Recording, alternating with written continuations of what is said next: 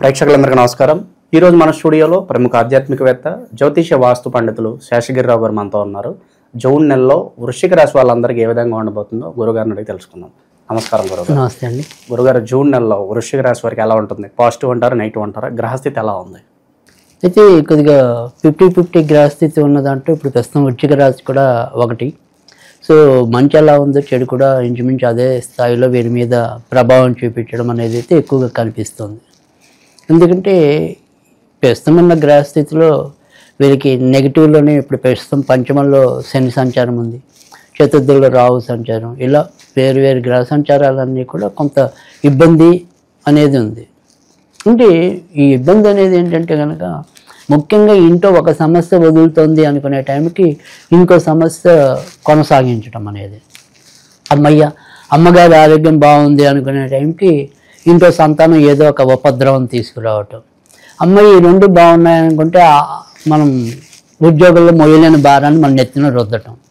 So ఎక్కడికి వెళ్ళినా ఏదో రకమైన ఊరట ఒక రోజు ఒక 2 రోజులు ఊరట పొందాం, 3వ రోజు నుంచి ఏదో తెలియని ఆరోగ్యం మళ్ళీ ప్రారంభమవుతుంది. సో అలాంటి ఒక సంకట స్థితి అనేది ఈ వృశ్చిక రాశి వారికి ప్రస్తుతం అయితే ఎదుర్కోవాల్సిన పరిస్థితి కనపడుతుంది. కాకపోతే ఇక్కడ వృశ్చిక రాశితో కూడా ఇంచుమించు మేష రాశి, వృశ్చిక రాశి రెండు కూడా వీటికి కుజుడే అధిపతి. వీళ్ళకి ఏంటంటే సాధారణంగా ఏంటంటే ఏదైనా సరే మరి పని చేయాలనుకుంటే ఎలాగల్లా చేసేయాలనేది ఉండటం అనేది ఒకటి, లౌక్యము లేకపోవటం అనేది, సో ముక్కుసూటిగా మాట్లాడి ఇబ్బందులు తెచ్చుకోవటం అనేది, దానివల్ల కూడా కొంత స్వయంకృత నష్టాలు అంటాం వాటిని. అంటే మన నష్టాలకు మనమే బాధ్యులం అవతల వ్యక్తుల కన్నా కూడా. సో అలా కొంత వీరు ఇబ్బంది పడడానికి లేదా ఒక రకమైన మూర్ఖత్వం, ఒక రకమైన మొండితనం కొన్ని సందర్భాల్లో మనం అంటూ ఉంటాం కదా, ఇటీవల అయితే అందరికీ బాగా నానుడైపోయింది సీతయ్య ఎవరి మాట వినడు అన్నట్టుగా.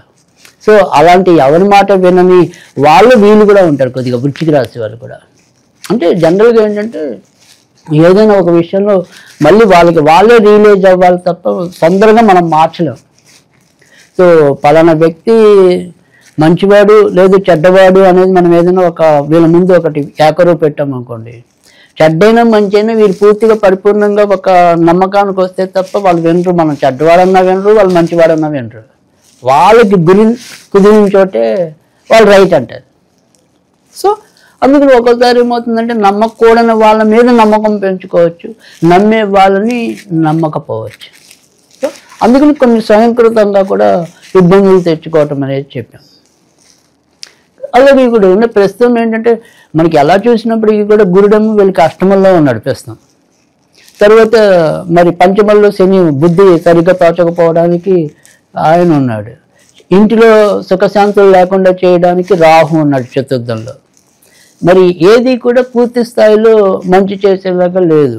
మొన్నటి దాకా అంటే జూన్ 6వ తారీఖు దాకా ప్రస్తుతం వీరి యొక్క రాశ్యాధిపతి ఎవరైతే ఉన్నాడో ఆయన కూడా నీచంలో ఉన్నాడు. సో జూన్ 6 నుంచి కొద్దిగా కుజుడు కొంత మెరుగు స్థితికి వచ్చాడు. సో 10వ ఇంటికి వచ్చాడు, కానీ 10వ ఇంటి కుజుడు పూర్తి స్థాయి మంచి కాదు, కానీ కొంత బెటర్, అంటే నీచం నుంచి కనీసం కొంతవరకు మంచి స్థితికి రావటం. సో దీనివల్ల ఏమవుతుంది అంటే కనుక ఎలా చూసుకున్నప్పుడు కూడా ఏ విషయంలో తీసుకున్నా కూడా అంటే ఉద్యోగాల్లో మనం శ్రమ పడతాం, దానికి తగినంత గ్రోత్ లేకపోవటం, సంతానం అభివృద్ధి చెందుతుందేమో అని ఆశిస్తే వాళ్ళేమో ఉన్నట్టుండి ఎక్కడ వేసిన చోట్ల అక్కడ ఉండటం. సో ఏ విషయంలో మనం మార్పులు కోరుకుంటూ ఉంటామో ఆ మార్పుల్లో ఏది సరిగ్గా మనకి అనుకూలమైన ఫలితం రాలేకపోవటం.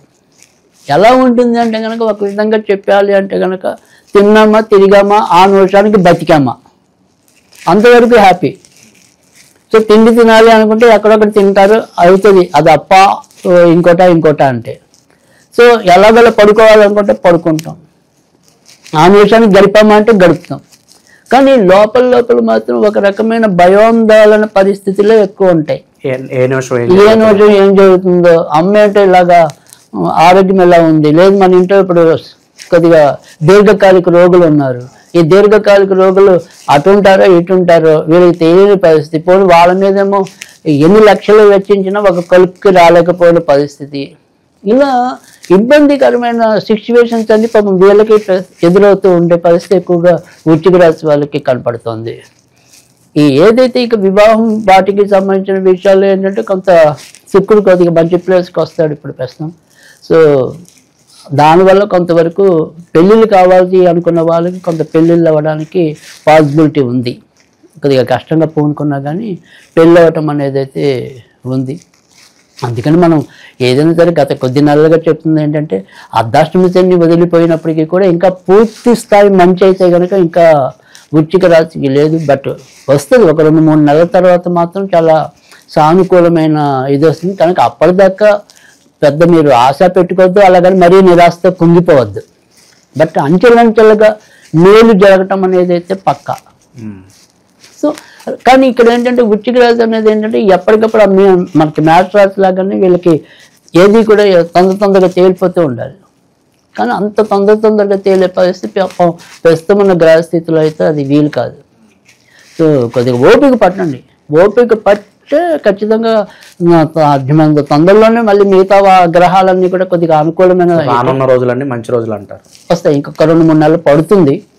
సో ఇవాళ నేను బాగుంటుంది అందుకని ఖచ్చితంగా కొద్దిగా, ఎందుకంటే ఇంకా శుక్రుడు మార్పు అనేది జరగాలి, రవి మార్పు అనేది జరగాలి, తర్వాత కుజుడు లాభస్థానంలోకి కన్యలోకి రావాలి. సో ఇలా కొన్ని ఒక 2-3 నెలలు పడుతుంది. అంటే ఇప్పుడు మనం గురుణ్ణి, రాహుని, శనిని అయితే మార్చలేము, వాళ్ళు ఎప్పుడు ఇంకా అక్కడే ఉంటారు ఇంచుమించు సంవత్సరం పైనే. కనుక వాళ్ళని మార్చలేము, కానీ మిగతా గ్రహాలన్నీ మారుతాయి కాబట్టి కనీసం కొంత మధ్యలో మంచి రిలీఫ్ రావటం అనేది ఉంటుంది. బట్ ఇంకా ఇప్పుడైతే కనుక పూర్తి స్థాయి లేదు. బట్ ఆ విషయానికి ఇందాక చెప్పుకున్నట్టు ఏంటంటే ఏదైనా సరే 100 కావాలన్నా 50 కావాలన్నా ఇంకా పుట్టే స్టేజ్లోనే ఉంటుంది. ఇంకా పూర్తిగా నీకు ఇవ్వమని కానీ పూర్తిగా మీకు చేయమని కానీ ఇలా అంత రోడ్డు మీద పడే పరిస్థితి అయితే ఉండదు. బట్ నెట్టుకు వస్తారు అంతవరకే. కానీ వాళ్ళకి ఏమనిపిస్తుంది, ఇలా ఎన్నాళ్ళు పోరాడతాం, ఎన్నాళ్ళు ఇలా స్ట్రగుల్ అవుతాం, ఎప్పుడు మాకు జీవితానికి ఆశ అనేది అది అంత ఫాస్ట్గా అయితే పాపం లేదు. బట్ ఓకే నెట్టుకు వస్తారు అంతవరకే. ప్రస్తుతానికి ఉన్న మరి గ్రహస్థితికి వీళ్ళకి కూడా ఎలాంటి రెమెడీస్ అవసరం అంటారు?